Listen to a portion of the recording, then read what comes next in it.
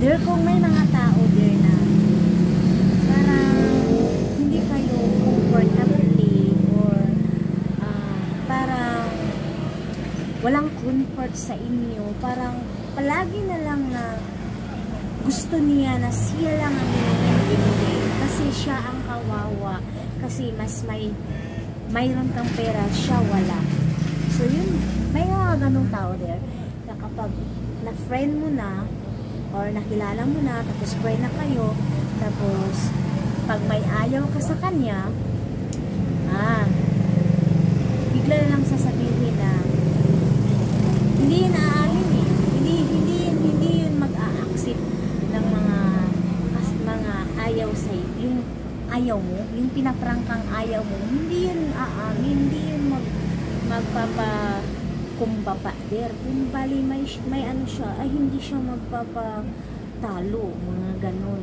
So mayroon kang ganon na mga taong makikita there, tapos parang pag magprangka ka sa kanya, parang kinukonsensya ka pa, no? Kasi siya ang kawawa, bakit mo siya ginaganon? Eh, yung sinasabi mo lang, yung ugali niya, parang ayaw mo, hindi mo gustong gano'n.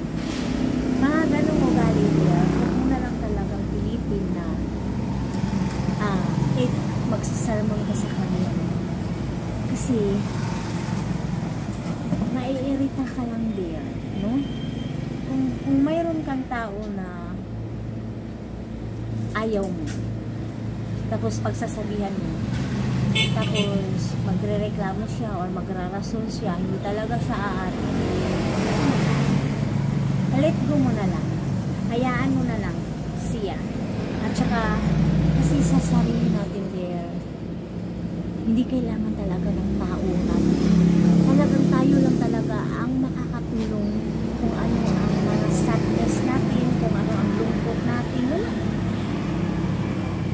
tingnan nyo ha, yung partner niyo, hindi nga maaasahan eh.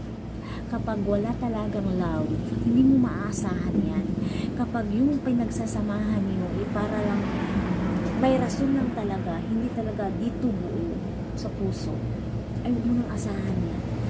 Tapos umaasa ka pa sa mga kakilala mo, aasa ka pa sa mga friends mo, hindi yan hindi ko nilalahat, pero thankful kayo kung mayroon kayong friend na magko-comfort sa inyo sa panahon malungkot kayo.